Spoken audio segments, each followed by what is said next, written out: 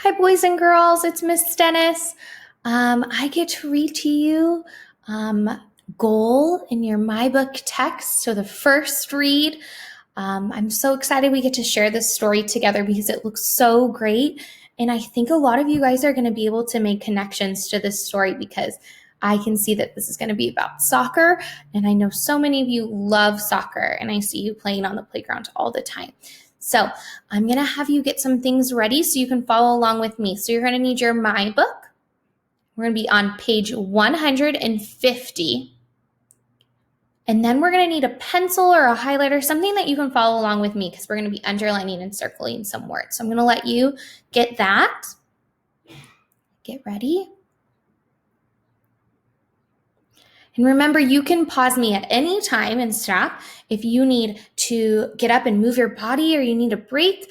This would be a great time to do a little bit of movement, maybe running in place or even pretending to kick a soccer ball. That could be so fun. Okay, so we're going to get ready to read. So it says, prepare to read Goal. This type of story is an informational text. That means it's nonfiction. It's going to give us facts about a topic. As we're reading Goal, we're going to pay attention to details and facts about a topic, facts about the world, and we're going to see photographs, real kids playing soccer.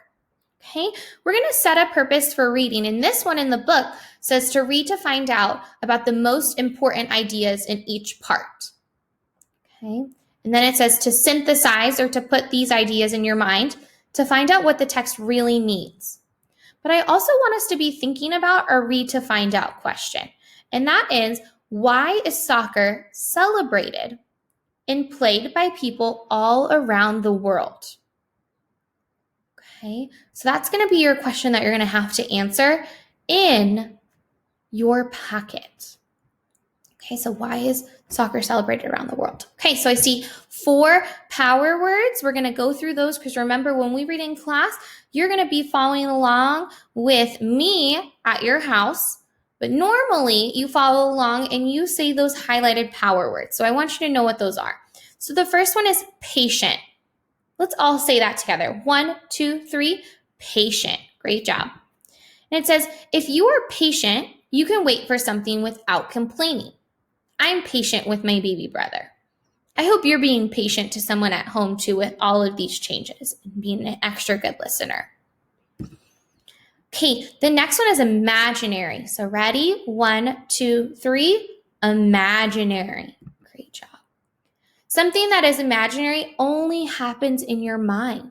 He wrote a story about an imaginary world with talking animals. I know some of you love to create stories and drawings from your imagination. 2 more. The next one is final. Ready? 1, 2, 3, final. Great job. Okay, it says in a group of events, the final one is the last one. It says today is the final day of the sale. Okay, and the last one is founded. Let's all say it. 1, 2, 3, founded. And it's the date when something was founded, was when it started or was created. It says the camp was founded 5 years ago. That's when something was started. Okay, so I hope you have your myBook in front of you because we're going to get ready to start reading. And I love when you follow along with me. Okay, but first we're going to meet Sean Taylor. He's the author of Goal. Mr. Taylor Sean Taylor believes that ideas for books are around us all the time, so we should always carry a notebook and pen in our pockets. Writing down our ideas now will help us remember them later. Mr. Taylor loves adventures, both real and make-believe. He lives in England, but also spends time in Brazil, a country that celebrates soccer. Can you think of some other places in the world that love soccer? Wow. Okay, so think in your mind, where are some other places that celebrate soccer? I can think of a couple. I know even if you said Tucson, that would be the correct answer. We love playing soccer in Tucson. Okay, so remember, we're going to be reading along with Miss Dennis. I love when you follow along with your fingers, or if you know the words, you can mouth them or say them out loud. But remember, those highlighted words are super important. So let's start by just reading the title together. I've said it a bunch of times, so get your fingers ready and read with me. Goal. Not a very long title. And it's by Sean Taylor, the man we just met. It says, where there's a ball, there will always be someone who wants to play soccer.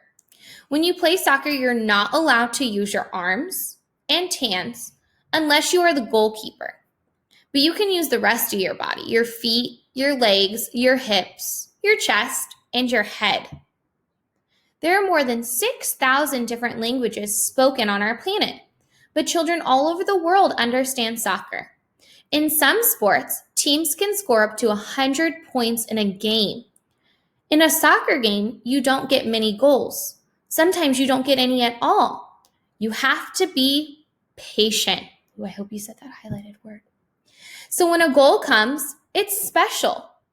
Okay, so we're going to look at these 2 pages, and I want you to think in your mind. You could tell someone at your house, or you could even tell me, why does soccer bring children from around the world together? Why do you think?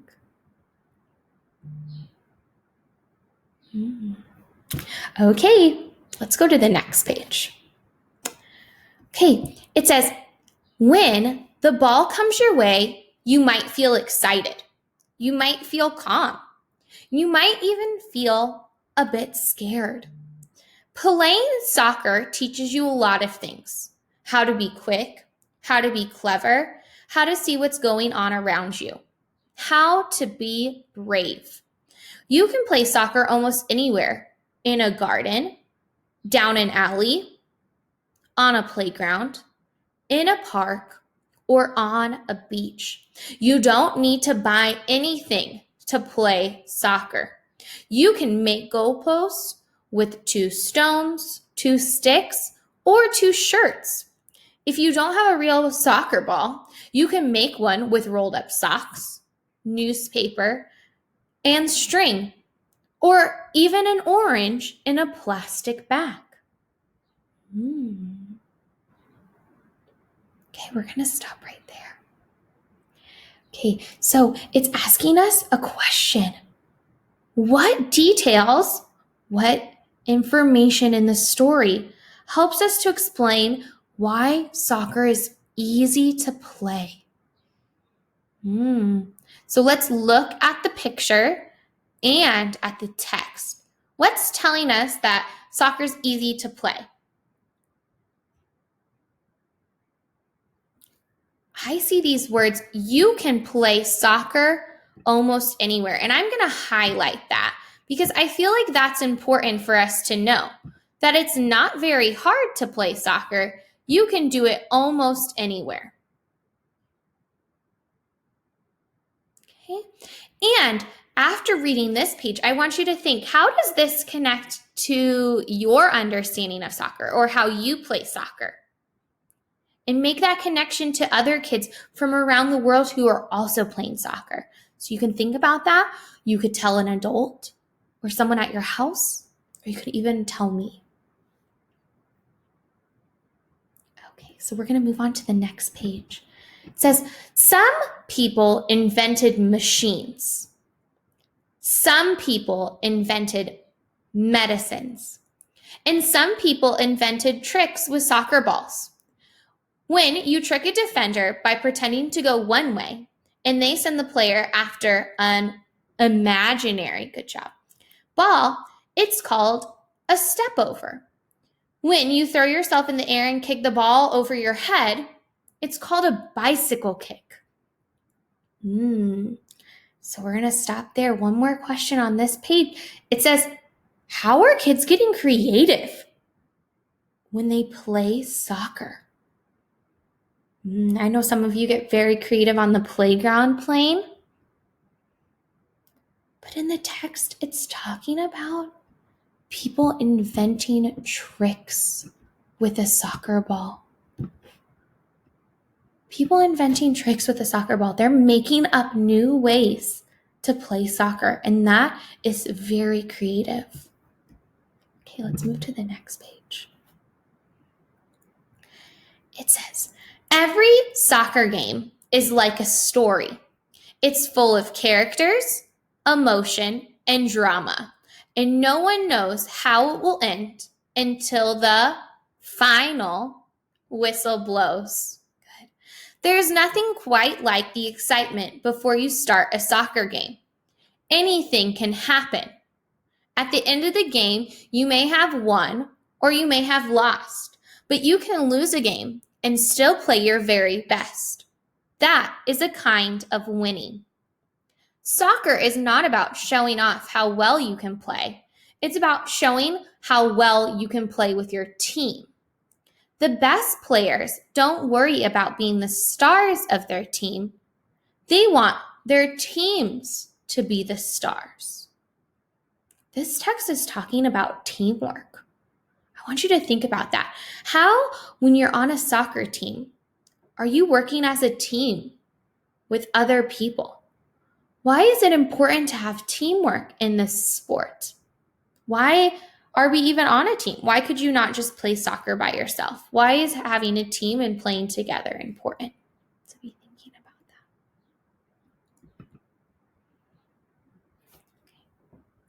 that. The ball doesn't care if you're big or small. It doesn't care what your religion is, what your race are, what race you are, or where you come from. It doesn't even care if you're good at soccer. Anyone can play soccer anywhere in the world.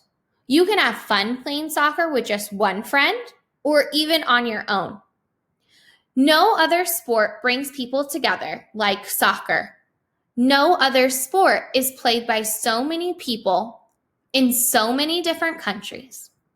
When you play soccer, there will always be someone else playing somewhere in the world.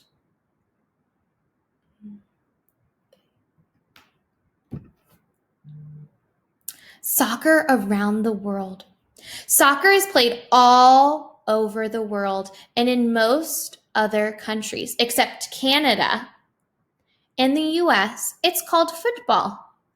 Here are the countries mentioned in this book and the year each country's first national soccer team was founded. Great job. Be looking at that map and be thinking about all the details in the story that we've heard so far about how and why soccer is the sport that brings so many people together. Even just looking at this map, I see it so many different places. Maybe that could be why it helps bring people together. Okay, so we got to the end of our story, end of goal. I hope you enjoyed that story and that you learned something new about soccer. You made that connection to why you love soccer. So now be thinking about how you can answer that read to find out question. Why is soccer celebrated and played by people all around the world? Okay, and I want you to be thinking about that and looking back into your myBook, because in your reading packet today, you're going to be having to find 3 examples in the text on why people celebrate and play soccer all around the world. And remember, we are so smart. And if you have an idea in your head, you can use one of those too, because you made a connection to the story. Okay, so I hope you enjoyed reading Goal with me. Remember, keep reading. You can reread Goal at home to your pet, to a stuffed animal, or to a family member to get better at your reading fluency. And I might see you again to read you another story. So stay safe and be kind.